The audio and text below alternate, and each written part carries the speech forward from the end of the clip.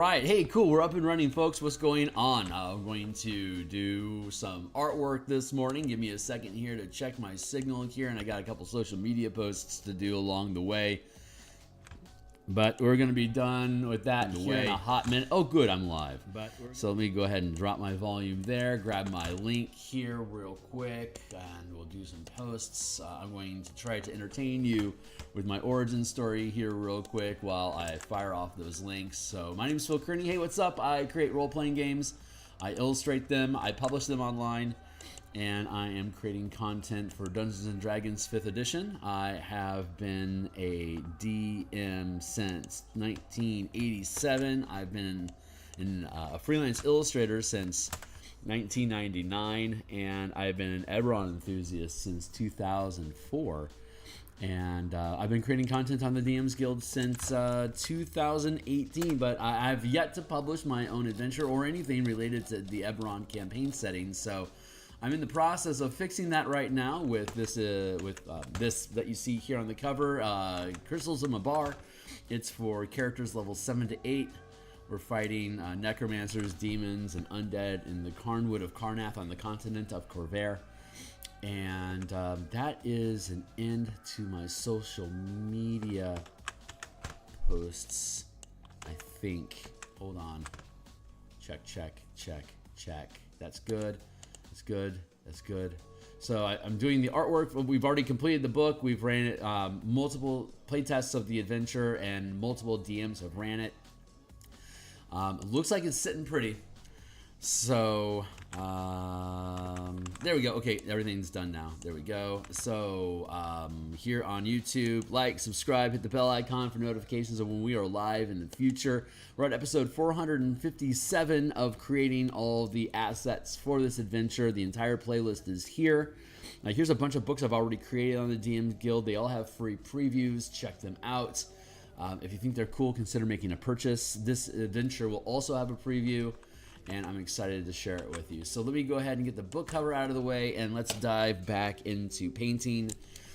We finished the Cauldron of Kithri yesterday on stream. Last night, I went ahead and completed the Anvil of Rizia. I'm really happy with how this turned out.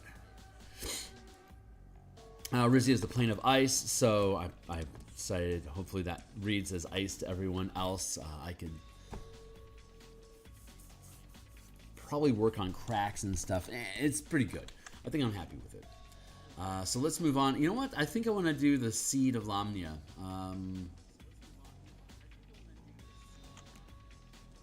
Yeah, let's do that.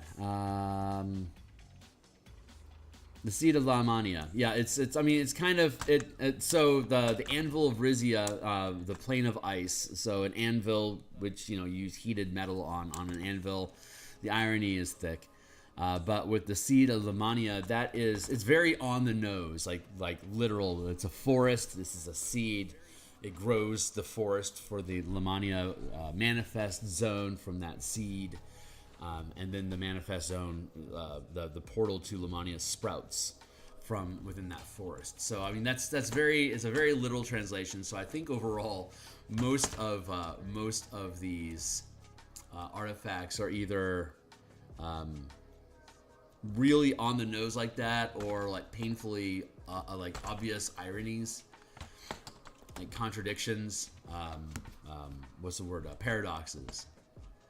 But I think the vibe works. I'm pretty happy with it overall. So we've finished the line art and basic texturing for all of these artifact illustrations. Right now I'm going through the process of refining and cleaning up everything like we're doing right here and now. So once I have the line and color art here resolved,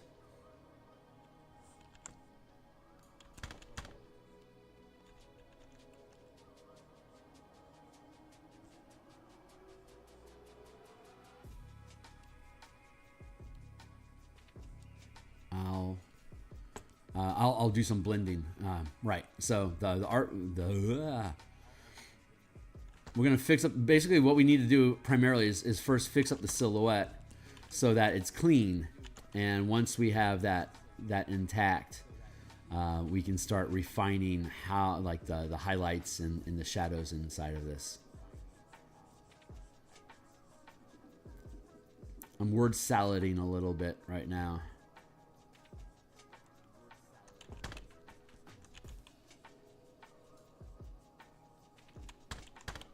No, that's the eraser, Kearney. You want to use... That's right, smudge tool.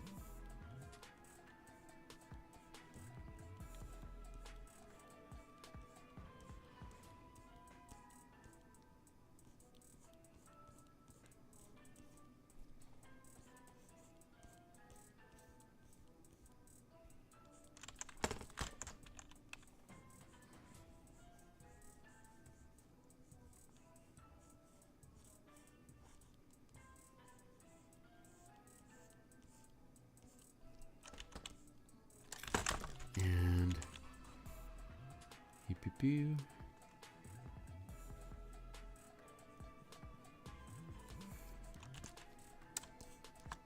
Good and clean.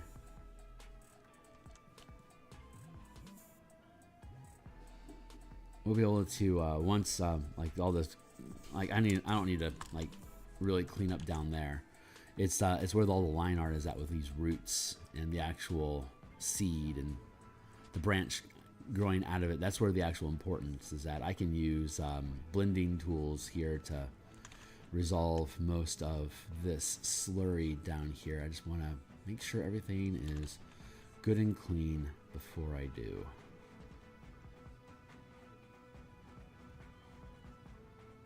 There we go.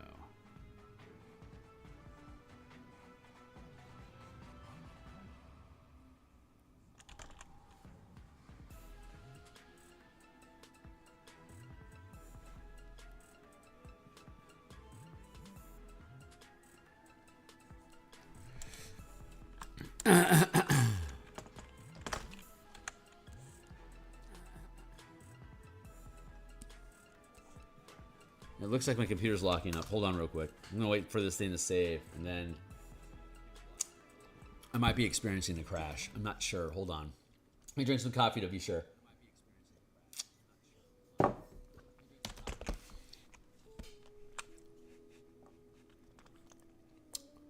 You know, it's all sitting pretty square. Let me grab...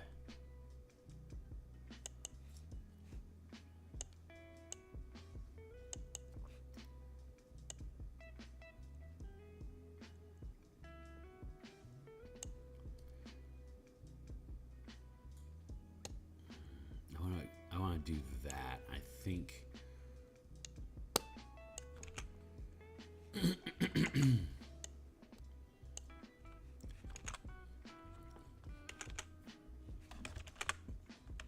There it is, and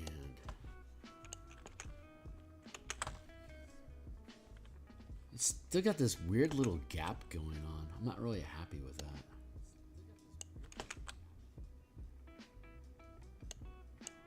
No, you get out of the way. Thank you. No, come back. Let's do that. Let's see what happens if I press that button. Everything lined up now? Oh, good. Everything's lined up now. Cool. There was just like those little... You saw it. You saw that little sliver there. I had to get rid of that. I did some frame adjustments for my setup here when I worked on the Dragonflight video. I have a new video that like an actual like produced video. It's you know, not well scripted. Like none of my stuff is not well scripted. At least I took the false starts out of it. I can't. It's.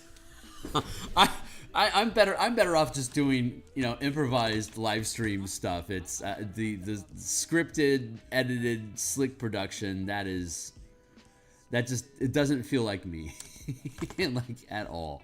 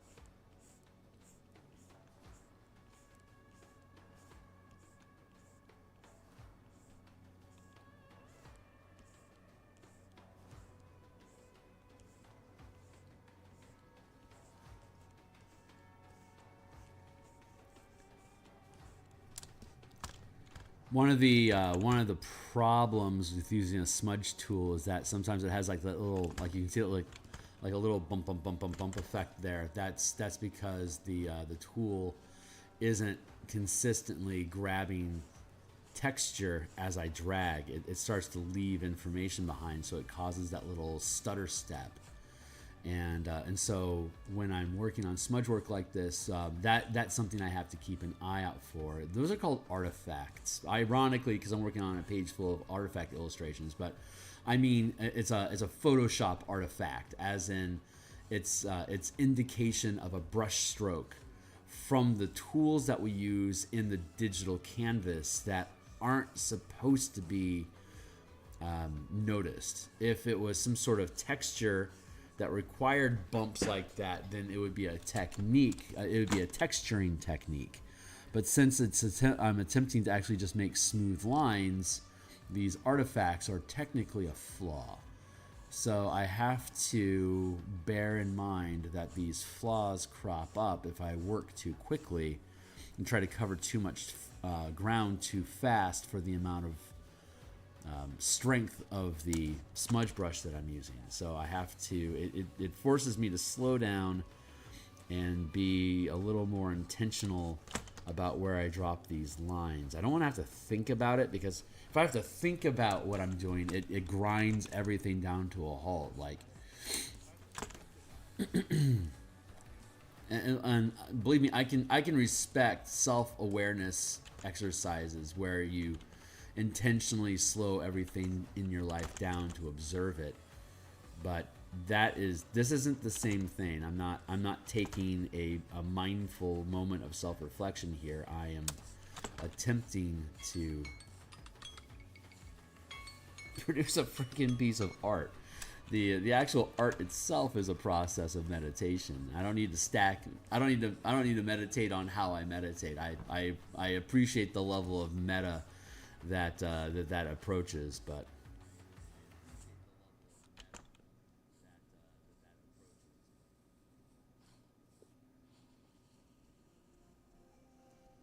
it is unnecessary.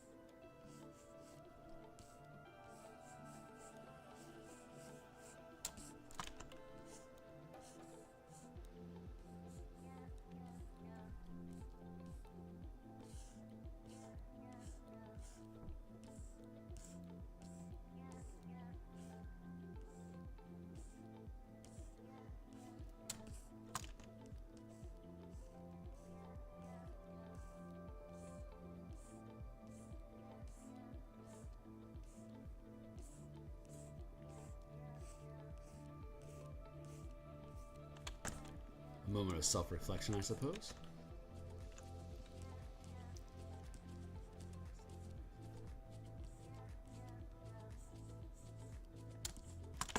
Perhaps it's just a fit of silence. We'll call it that.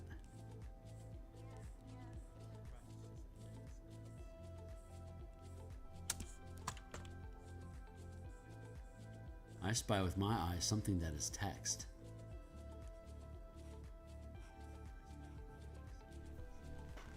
Hey Fox, how you doing, my guy? Looks like we're getting nutty. Hell yeah, dude. The Seed of Lamania. That is what we're working on right now. Drop it, plant the seed, it grows a forest. The forest then opens a portal to the plane of Lamania, the endless forest, like the Feywild, basically. And yeah, all of these artifacts create manifest zones that link to their plane of origin. This seed was plucked from the Tree of Life in the plane of Lamania and empowered to create a manifest zone when planted in Eberron.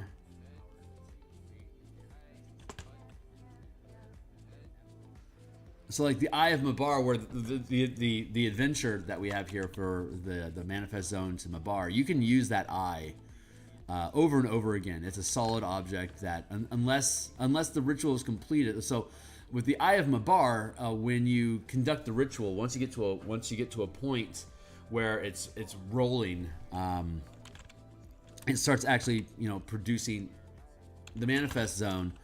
The person that's performing the ritual is basically screwed. They're gonna end up dying. It's just a matter of what replaces them, a high or a low CR Yugoloth daemon.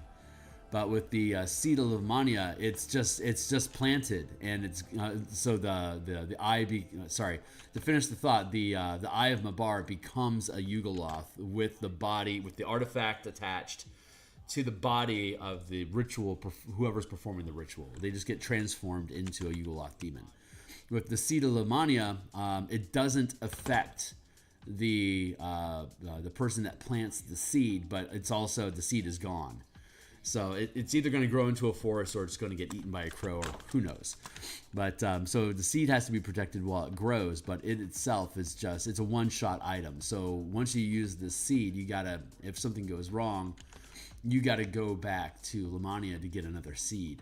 The Eye of Mabar, it's going to find its way back to Eberron. If the ritual fails, the Yugoloth is created.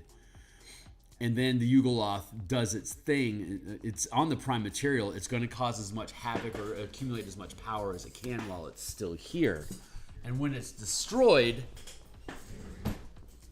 if you destroy the Eye of Mabar with it, the eye just reforms in the plane of Mabar after like D10 days.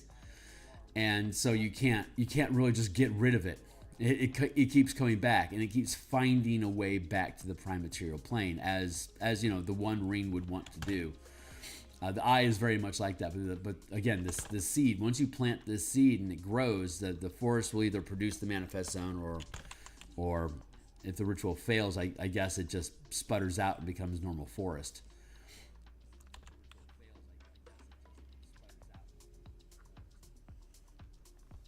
So it's a hell of a terraforming item, but it takes, you got to go to another plane of existence to find another one.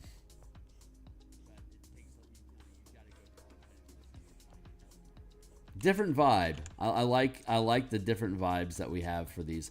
I'm not doing like a mechanical write up and a description of all these things.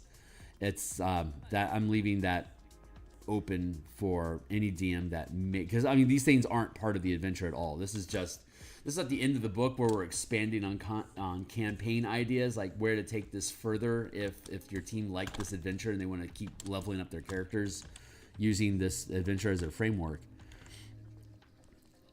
But I've certainly spent a fuck ton of time on this page, so it's given me a lot of time to think about how all these things come along.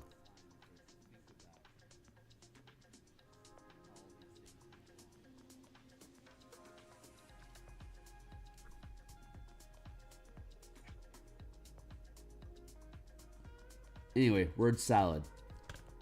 Let's go.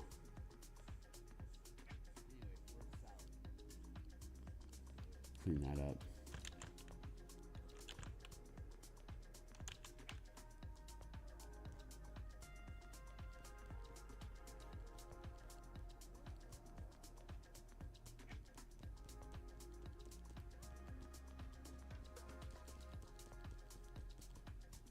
Very pickety nitty.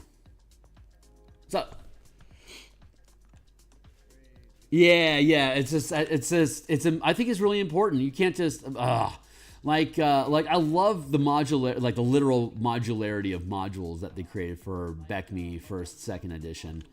But they were very self-contained and didn't, unless they were part of like a series of modules that became a campaign. Like it's almost like they just took like a normal, like a full-length adventure and intentionally broke it up into chapters and sold the chapters separately. So there's like that's just I don't like that. I liked like the Oasis of the White Palm, and like the Desert of Desolation. That was it. The Desert of Desolation campaign. That was like 4 separate modules that they at some point put into one single book. It's like, hey, here's an anthology of all these connecting adventures. It's like, I feel like you actually made that as a single adventure and then decided to break it up because that's how you were doing adventures back then. But so like the idea that like Wizards of the Coast are the first like really expanded on like the hardbound book campaign, like ultra campaign, that's not accurate. Second edition was doing a lot of that, but they would just break it up into separate modules, and if you ran one module, you would end up buying the rest of them if you were sticking in that campaign.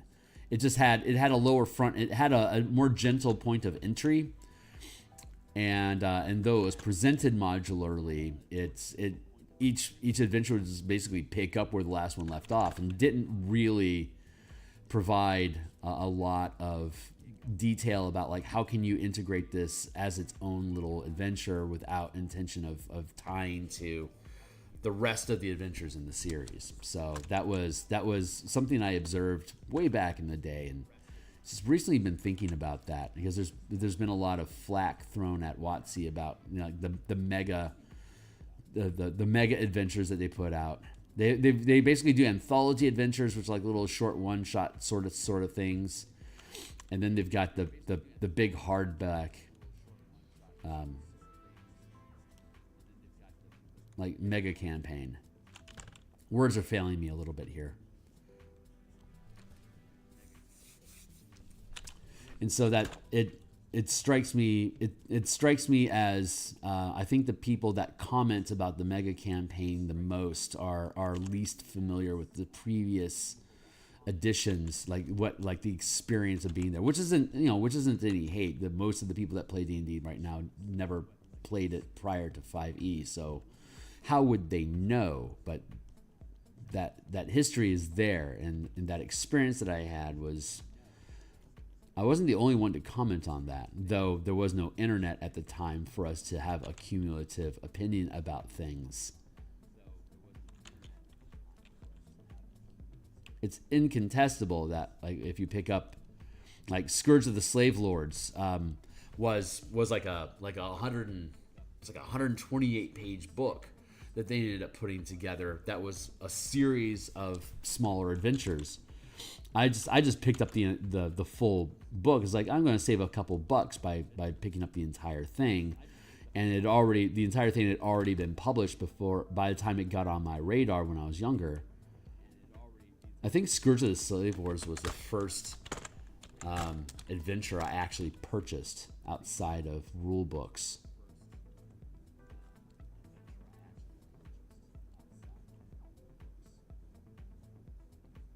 It was a good one. Scourge of the Slave Lords was a really good series. That whole campaign exploded from a 1-paragraph blurb on the book of the nice. Oh, Curse of the Azure Bonds, right on, man. Neat. Oh, Curse of the Azure Bonds, right on, man. I've not ran it, but I'm at least passingly familiar with it. I didn't really run many. I ran like maybe 4 modules. Wait, like I did the Lost City. I did the Desert of Desolation. I did the front half of Scourge of the Slave Lords, and we didn't stick around for the entire thing. And God, was there? I feel like there was another one. No, I think that those are the 3. And yeah, I never really ran a lot of published adventures prior to. I mean, like I did Light of Zaraxis, I did Descent into Avernus.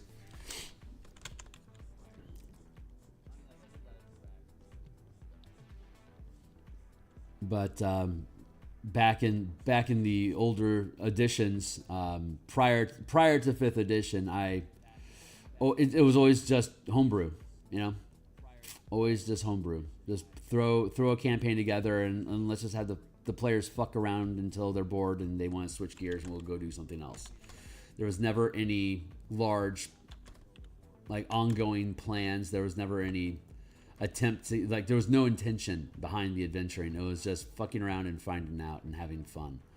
And so ditching a world to go explore another one was fine, because neither me nor the players ever really had much commitment or dedication to wherever it was that we were at. It was just, hey, let's create a scenario and see where it spills out to, and let's just see what the natural consequences of our actions are going to be. And if it's fun, we'll keep with it, and if not, we'll ditch and go build something else. And this was very much, the team was very much into Planescape. So, like, world hopping with the same characters, or just throwing those characters away and making up new characters in another story. It was very casual for us to do that. It wasn't actually until ironically, it wasn't until 5th edition that I intentionally started running campaigns from level 1 to 20. In 3rd edition, we worked our way from level 1 up to level 22. And once we crossed that 20th level threshold, when we would build new campaigns, we'd start at level 20. And then we would build a Planescape campaign at that power level where we're basically fucking around with elements and gods and demons and hordes and epic scale shit, because in 3rd edition there was so many tools that you could knock high level characters down. It just, more multi-class stacking just made more fun. And it was pretty goddamn gonzo. But yeah, once we attained a level as a team, we would use that as our starting point to proceed with. And we got up to level 28 by the time we ended up, by the time I moved away from Arizona, where my 3rd edition team was at. And then I started over. And I didn't really get into 4E during that era. I was playing a little bit of Pathfinder 1E just to expand on the 3E idea. And then I got into Numenera for a while. And I stuck with 3rd edition almost throughout 4th edition. It was I started doing since I moved to Seattle from Phoenix. I didn't have a team. There wasn't online gaming wasn't a thing yet, so it was still all physical space, and I couldn't find a team that I could easily get to yet. So I was kind of on my own. So I actually got into play-by-posts. And I would get my D&D fix by basically spending an hour or so a day doing running play-by-post games. And that got me really into narrative and character expression and social. There's like play-by-post almost by necessity is heavy social interaction pillar of play with very little combat. And considering how much combat I had spent over the past decade in third edition. It was a nice change of pace, like at my home table in Phoenix. It was a nice change of pace to move away from combat into social and character exploration and story development. And that's what really cinched my mind about when I got into 5e and started doing exploration and combat again, that leaving character backstories behind is really important, because the amount of time that it took in play-by-post to really pay attention to the backstories and story arcs of the characters, it was overwhelming. It was fine in the PvP medium, because what else are you gonna do? Like we would do a little bit of combat, and we would actually like do Microsoft Excel grids and build maps on Excel, and then email those back and forth and update where our characters were at on the board, and in a very much like combat by mail, like email style, we would slowly move our way through combat. There was still 3E, so it was excruciating. So we really de-emphasized combat and moved into exploration and social adventure. And so when I started running just campaigns from level 1 to 20 campaigns in 5e, our goal was to finish them efficiently, and the actual goal was to finish a campaign each year, and even with 3.5 hour game sessions, we would take every 3 sessions we would gain, basically every 3 sessions we'd gain a level. And at that clip, there really isn't a lot of time for character backstory. It's stay focused on the main story. And if you want to have character development, then bend your character's story around the events that are already happening inside the adventure, so it makes sense that your characters would care, and pick pieces out of what's happening in the campaign to be things that you glom onto as significant to your character, and then give me that narrative instead of. So I had to flip it. Like when I was doing play-by-post, I was making it all about the characters, and everything I did to DM was to focus on the story that the players wanted. But once I actually got back into delving and combat and stuff like that in 5e, I had to flip it, where it's like, if you want your characters to have a backstory and some sort of meaningful interactions, that's your job to do your homework and to build those things out with what you've already learned about the campaign. You come to me with ideas about how what you've observed can be weaved into who your character is, and I'll let that fly. I'll put hints towards it, but it's going to be your job to connect those dots. And very rarely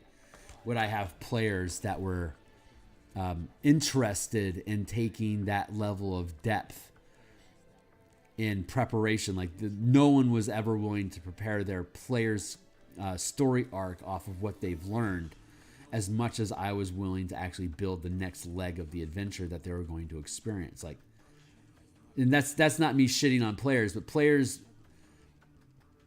that's not something that people do in 5e. And so it was like, okay, well, I mean, I'm not changing.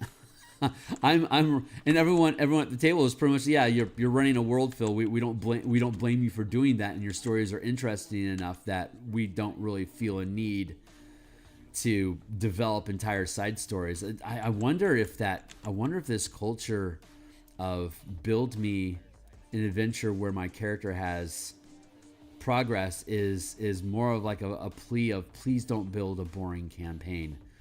I'm willing to participate in this because I think I'm getting something personal out of it, but your story is boring, so I need more. And I think if your story is in depth enough that the players spend all their time trying to figure out what the fuck is actually going on inside the story, to worry about what does this mean to my character specifically, like that really does require homework on the players' part. And if the players aren't signing up to do homework in the game, then they're just going to fuck off and come back when the game starts again. You know? And I don't think that's something that people really, I just wonder if games don't last long enough in most 5e tables for them to even get to a point where they can observe that. Like, they build these backstories and then they get frustrated that they never manifest, and then the campaign collapses. Well, maybe the campaign's collapsing because you're coming into it frustrated. Maybe it's the players and their expectations of what they think a campaign is supposed to look like that's causing them to sabotage.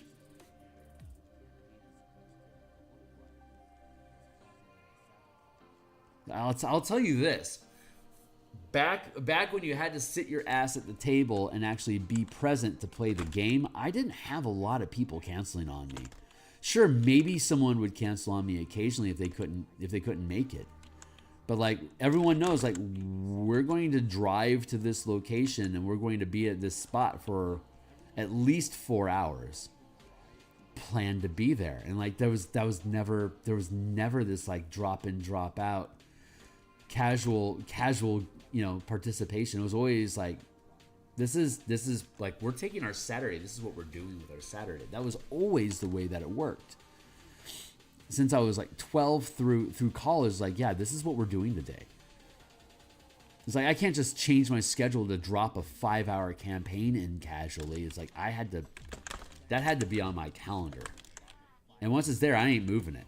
Because I just trashed my entire day. Like, I could chase girls today if I wanted to, but I'm going to play D&D instead. I'm going to chase girls tomorrow. Don't make me play D&D tomorrow instead. I've already got plans for the bar.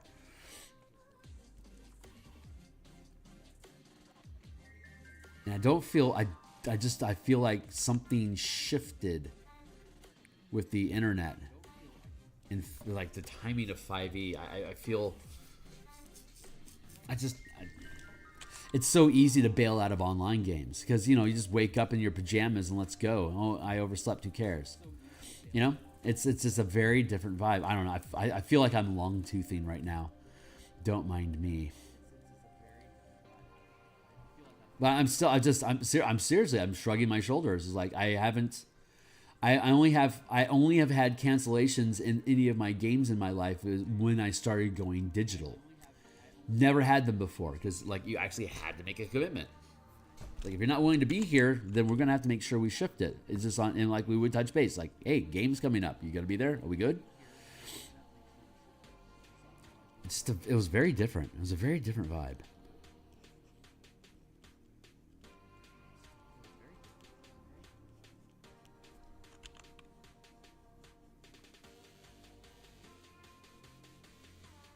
And I think that's also why it was important that you actually like recruited your friends into playing, like your actual like friends I already have. Let's do that. Or well, like when you would. I mean, none of my players would. So most of the friends that I made for life, I came through finding them playing D&D. And a lot of that was like in college. Like, hey, what do you guys playing D&D? Like, yeah, we're playing D&D. Shit, you got room for another guy? I can make time now. Like, this is a good time for me. Is this when you guys normally play? Yes, no. Cool. I'm going to sit in. Let's see what the vibe is like. And it's like, this is a good vibe. You mind if I stick around for a while? It's like, no, yeah, go ahead. This is great. And then, hey, we want to catch a beer afterwards. And like, hey, I was watching this anime. This is super cool. Have you ever seen this? No, I haven't. I'll throw it in. Let's check it out. Holy crap, Ninja Scroll. That's amazing. And that's how I started making, friends in college. Like, you gamers? Yeah. It's like, okay, well, that means I can fucking trust you. Let's go. That vibe just doesn't seem to, that vibe changed with online. It's like, it's far more transactional now. So there's not a need for commitment because access is so easy. And I understand the hobby wanting to make that accessibility improve, but it's that social commitment, that social contract of I'm going to be here for you if you're here for me, like that has eroded.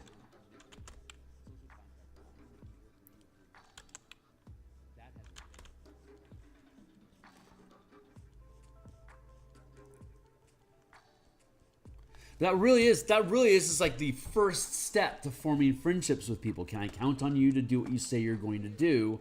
Or are you flaky as fuck? If you're flaky as... Oh, I just locked up. I'm going to hit save. I'm going to have to reopen the window.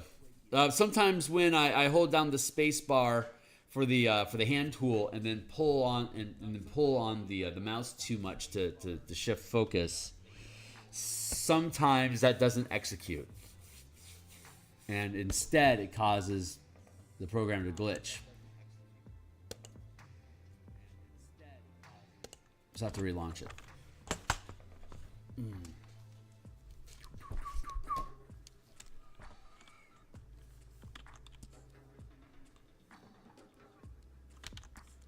And okay, it doesn't look like I lost anything. Good.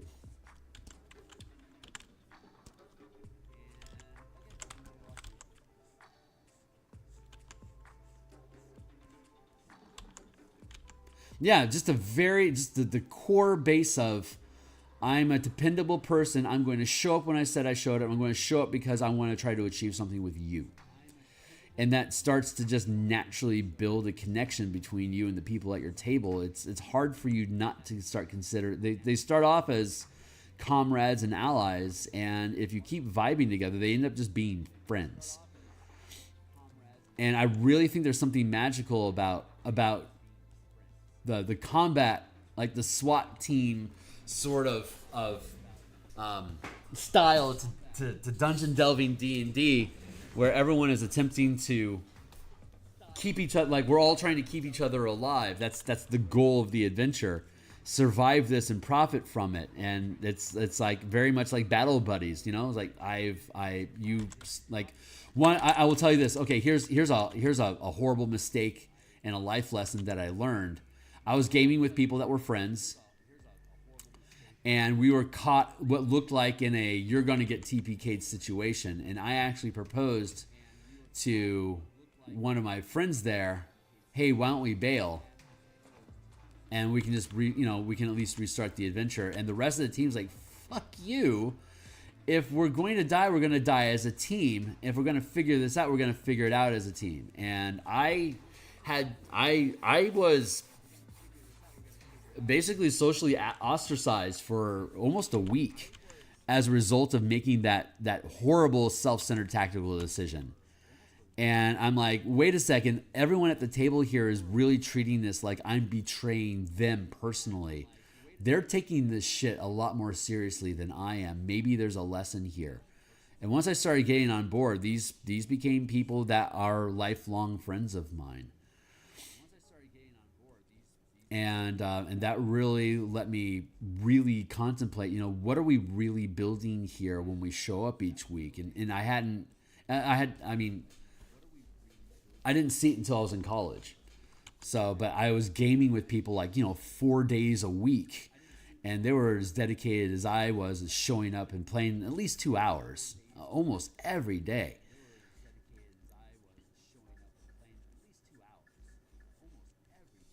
And that got real intense, but it's like, this is what we do, and this is what we're trying to achieve. And they were all really just kick-ass people. And the more we leaned in game, the more we leaned into each other out of game. It was pretty amazing.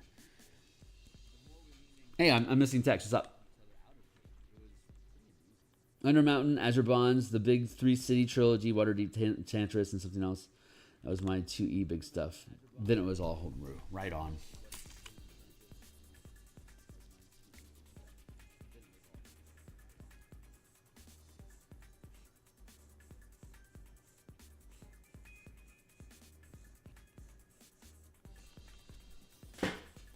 I don't think I need to go much further with the, I like how that looks. I'm going to up my strength so I can smudge a little bit stronger, pull this stuff around a little more. But I don't see myself spending much more time on this.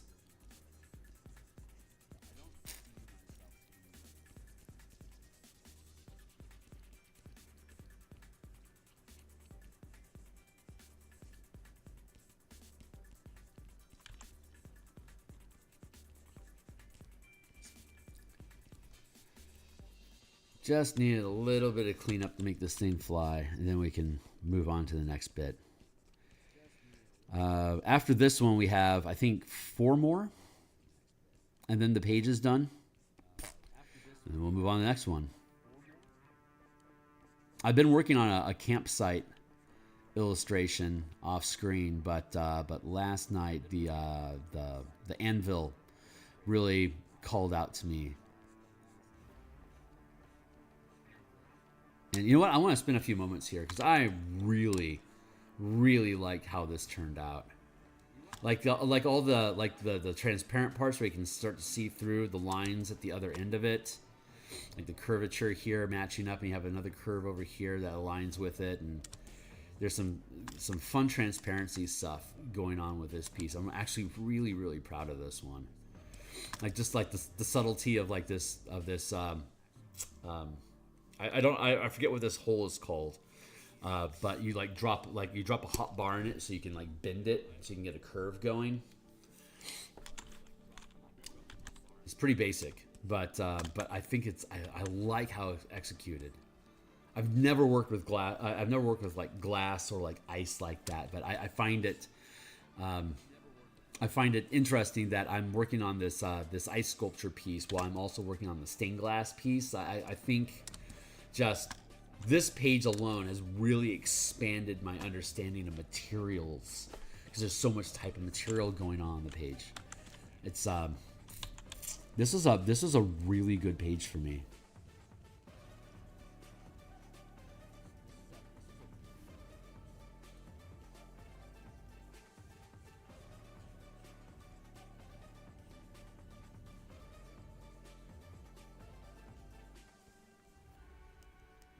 So when I do a page of art, I'm generally trying to do one of two things. Either it's something I'm really familiar with, so I can use it as an opportunity to show off. Like I understand how to do these things. Here, watch me dance.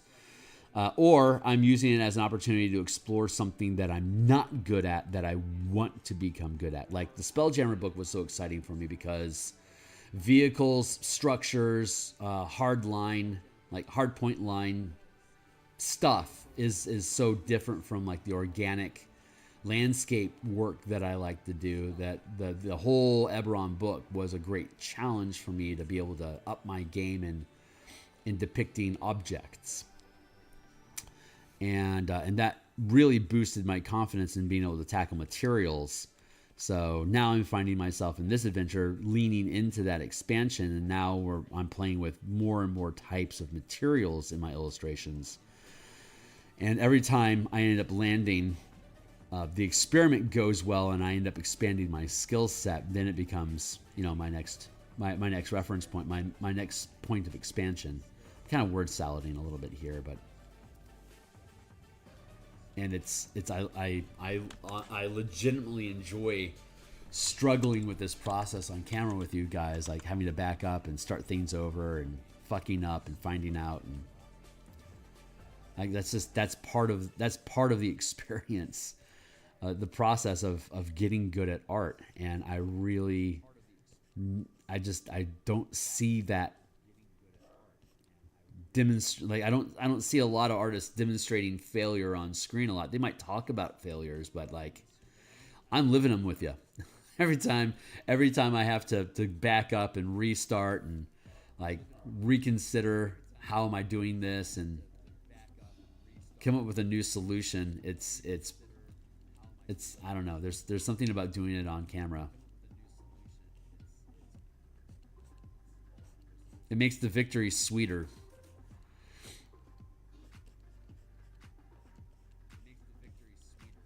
I lament sometimes when I'm working on a piece that I'm not confident in. When I'm off camera and I figure it out, I'll look to the camera. It's like, you're not on. Never mind. It's like that's my victory, and that used to be how it was all the time for me before I was able to start streaming. Like all the victories that I had were private. Like no one got to witness those victories with me, and I now miss having that opportunity to connect with people. Look what I did.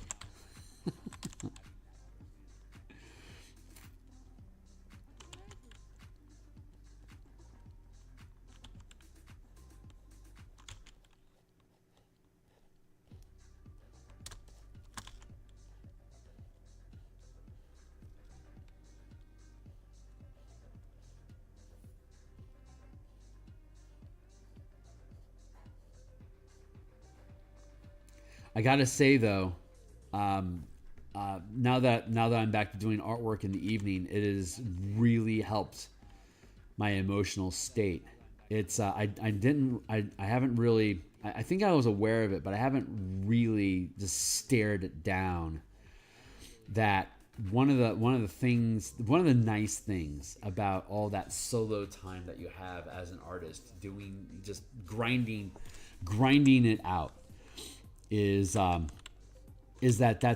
that's quiet time. That really is like meditative time. Like, most people don't take the time to sit with themselves and just let them feel whatever it is that they're feeling, or to have that internal conversation with themselves. But artwork is so boring that if you're not actively having to think about what you're doing, you're basically, your brain is just turning off, and you can wander around inside of your own space. And that like, I'm pushing pixels, but it's meditation at the same time. So I really have the opportunity to be self-contemplative. And when you're really into art and you're doing sketchbooks every day, and you're taking that quiet time for yourself to build these things, it allows you to be self-contemplative,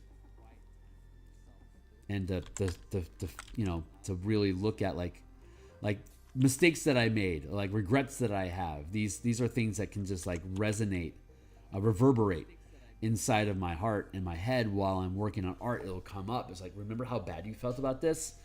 And like, it'll start feeding me things like information about, like, this is where you're at. This is what you felt. These are the fallouts that you're experiencing, blah, blah, blah.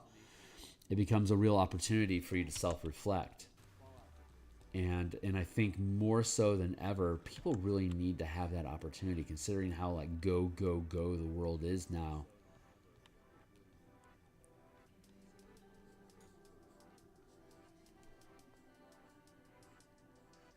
I can imagine how being a hunter-gathering society, where most of your time you need to be quiet so that you can pay attention to what's going on around you for, survival and stuff. I could see how diving into your feelings and learning to trust your instincts and intuition as rewarding you with food that you need to stay alive. Like, I can see how quickly that would entrain you to trusting your heart, and how fearless you'd have to become. We don't have that.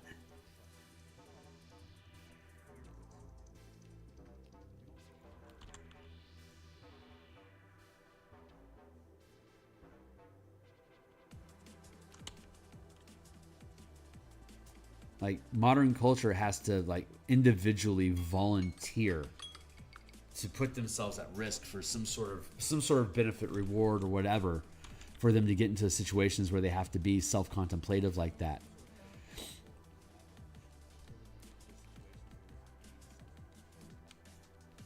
Society is certainly safer for the individual, but I think the sacrifice is disconnection from, really is I'm not saying anything new. It's just, it's such a revelation to realize that it's true, that we really just become disconnected from ourselves. That is such a trite overstate, like overused statement.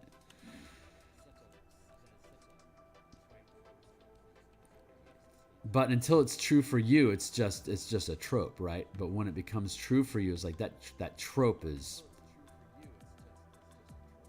just truth. It becomes your own personal truth. Like, you can live that legacy now too. You can tell that story.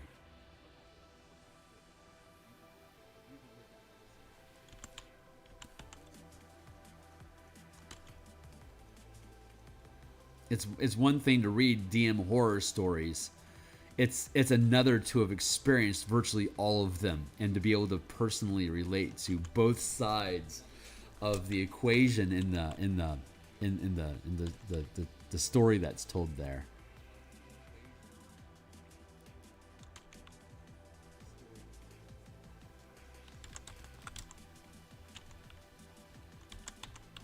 Like the paladin that refuses to do adventures because they think it's going to break their alignment, or the thief in the party that literally would steal from the other characters, and it's like, we're going to kick you out of our group because we feel like you're betraying us personally.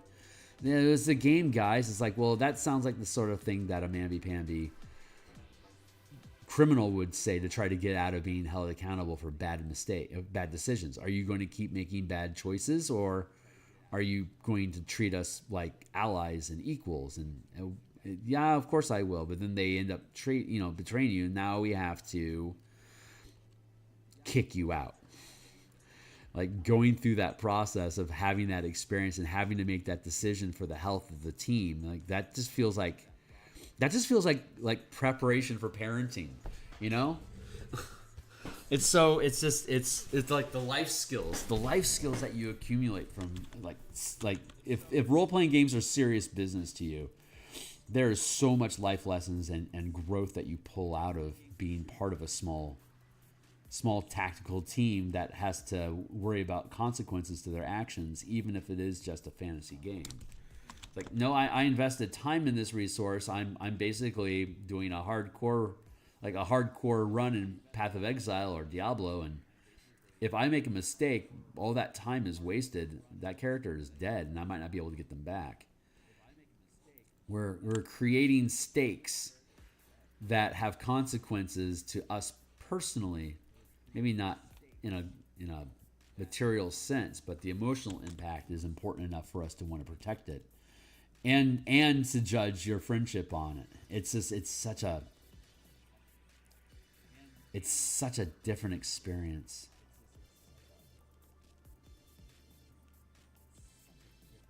I suspect sports is like that too. I'm blind, so I've never been a sports guy. Like my sport of choice is bowling, because I can at least see the pips on the ground, you know, and I'd like to say that I could get into golf, but I can't. I don't know where I'm shooting, and I can't watch the ball go away, so I can't really play golf unless I hire a caddy who's willing to bird watch things for me, you know, and that's not me really playing the game. Bowling is something I can actually do. I can't see a ball in baseball. I can't see a ball in football. Can't see a ball in tennis, lacrosse, high-lie, squash. I can't do any of those things because I can't track the ball because my vision's too poor. But bowling I can. I took bowling twice in college. It was an elective course.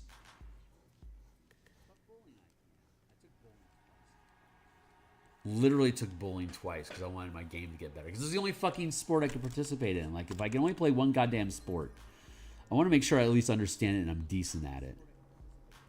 I got up to a 210 bowling average. I was never amazing. But it only takes one practice game for me to be able to start ramping up and getting strikes again.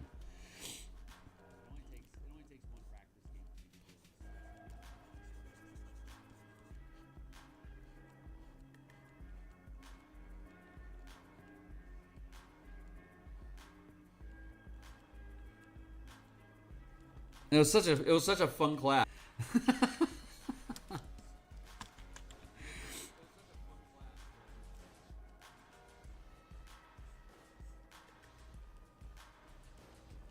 But I didn't take college very seriously.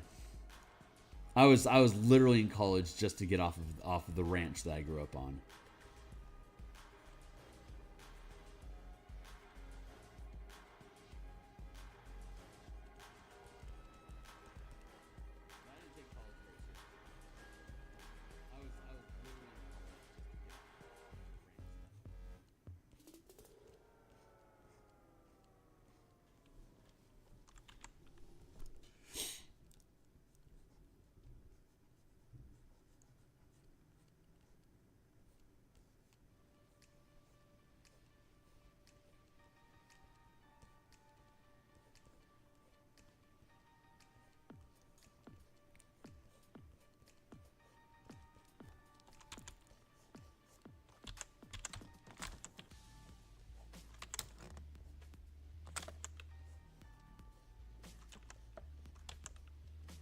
It's like I have no life skills.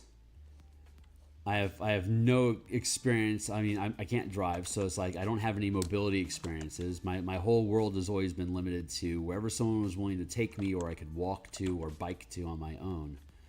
So that was my point of reference to start. Is like where can I exist to learn to be my own person on foot in an environment where it's safe for me to fuck up. Let's go to college. And I spent 3 years in college not getting a degree. No, fuck that. No, I went to college to learn basic life skills. Like how am I going to groceries? How am I going to shop groceries if I don't have a car? How am I going to figure that out? What kind of food choices do I need to make in my life that I can carry back on literally on my back home and have it be a realistic use of my time in a very limited time frame? Like these are the skills that I was accumulating in college.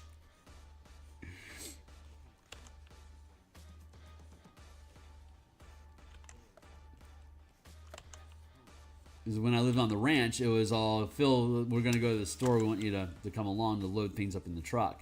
It's like, well, I'm never going to drive this fucking truck, so this isn't a useful skill for me when I leave this ranch because I'm never fucking coming back.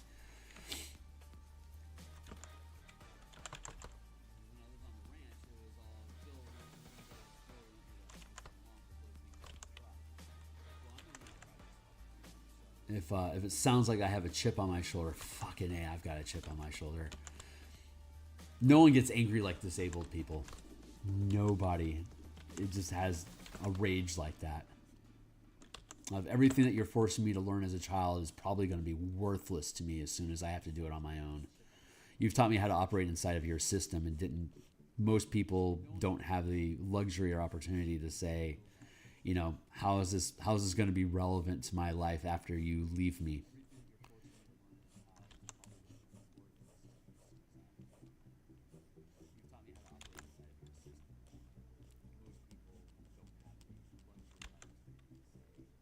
Sound like abandonment issues? Fuck yes.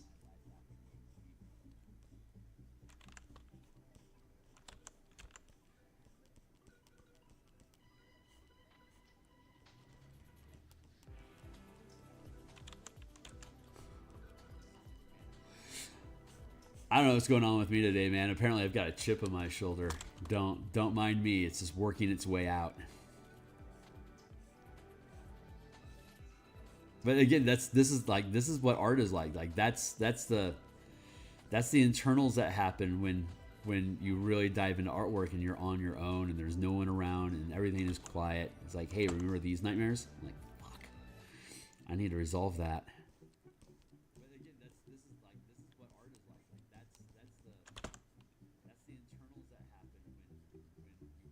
But you come out the other side as a more whole person. And if you embrace it, your ability to empathize with other people's suffering expands dramatically. And your ability to empathize with other people, to be able to see things from their perspective, to understand, like, to be able to perceive or understand the suffering that other people are having to struggle with at any time, that is gold. That is valuable.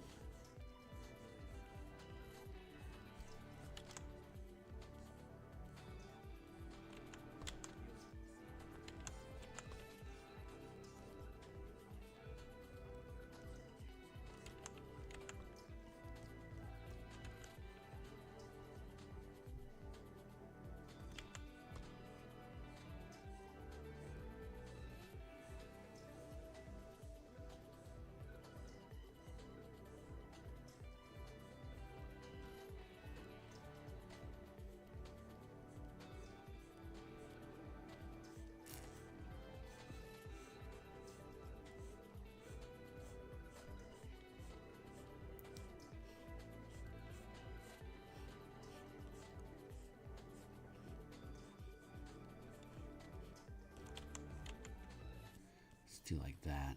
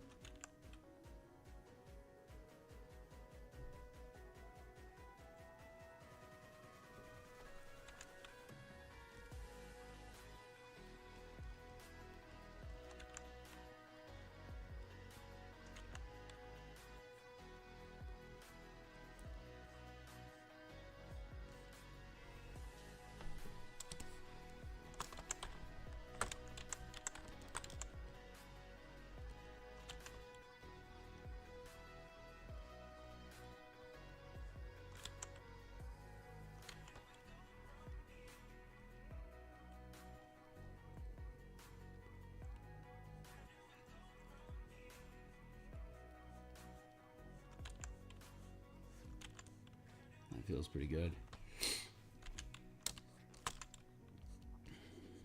I will probably finish this tonight off screen.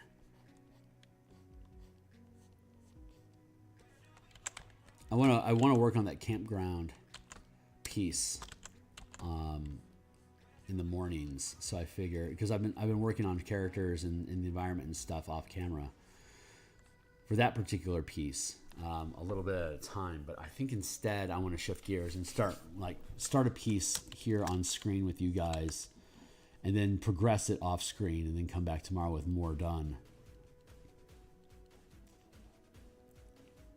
I think that'll help have a more sense of energy and change on this channel, because change comes slowly when you only work for an hour and a half per day on a particular piece. I want to collapse those time frames and just have more movement across the pages to be able to share more stuff more often. That can't be a bad thing.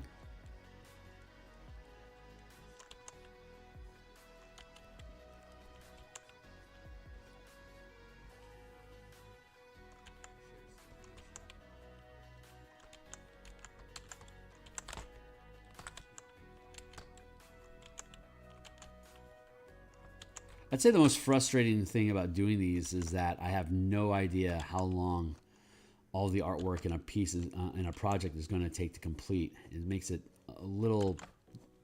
I get so far into the tunnel that I can't see light at either end of it. I'm just stumbling forward in the dark, hoping that I'm on the right path until I can emerge from it, and it gets really creepy in there sometimes,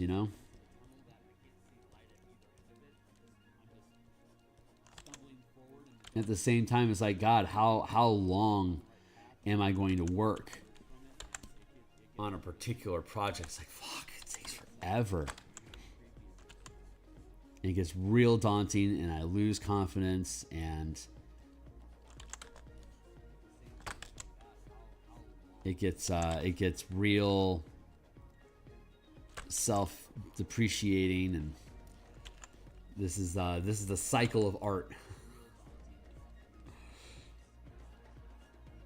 And I know it's just, I've gone through it a number of times now. I know it's just a cycle. It's an emotion that's basically working its way out of me as part of the process of completing the art. But I can see the appeal of that. I can't imagine what it'd be like to try to make books if I couldn't make my own art. I can't even imagine what it would have to be like to have to consider, like, do I need to use AI to get this thing done? I can't possibly afford artists to do this, and I can't find stock art that's relevant at all for what I'm trying to do. I can't even contemplate that. Like, this shit takes forever, but to give up the ability to do this just to expedite a book with stock art from someone else, it's like, that just seems heretical,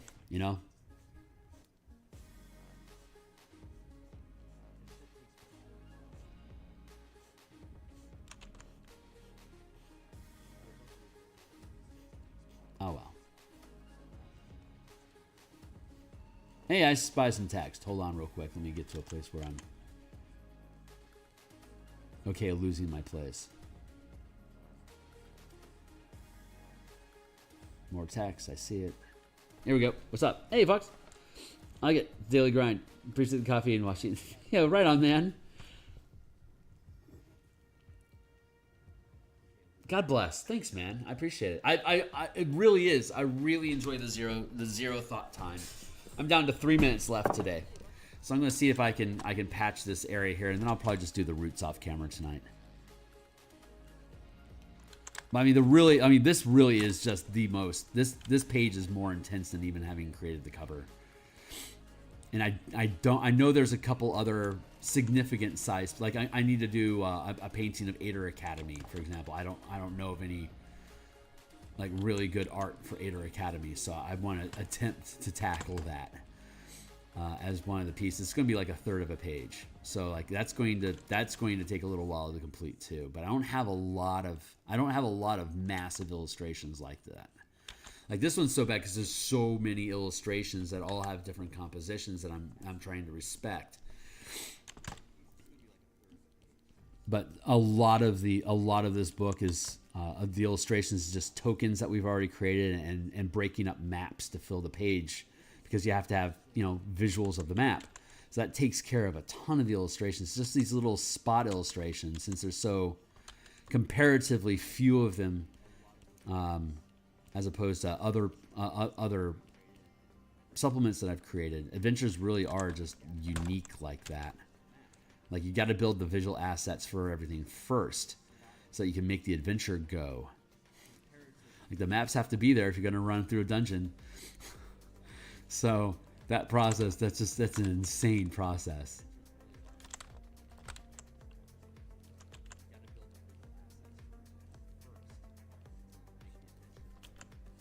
So much more process and in depth than just making a supplement of character options or like spells or DM tools. Like everything else is super easy compared to doing an adventure. It's the most resource intense thing that you can do with the least return.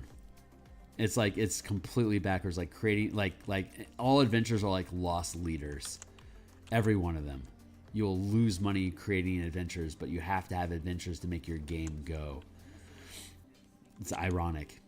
Super ironic. And that's my timer for the day.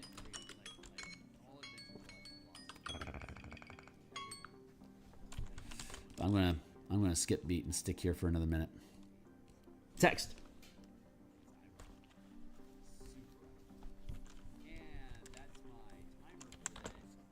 Yeah, it's ridiculous. It is ridiculous. And thank you. I appreciate the words of support. You're very kind, Fox. Thank you. But yeah, I'm going to bounce out of here. Just trying to. I'm waiting for the muse to let me go. You know, she's got her grip. She's like, just one more thing. I'm like, baby, I'm not in zero time. It's not eternal here. I'm subject to the laws of entropy, sister. I have to respect the process. And she's like, I know. Hold on. I'm like, no, that is off balance.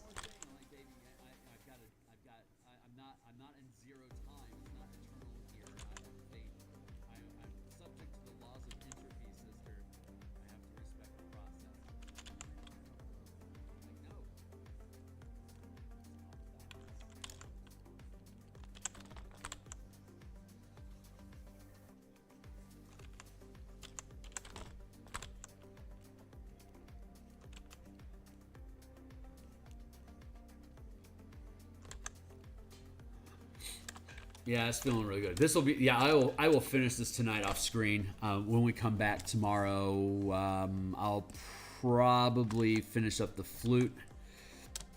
We already did the trumpet. We're running out of things to do.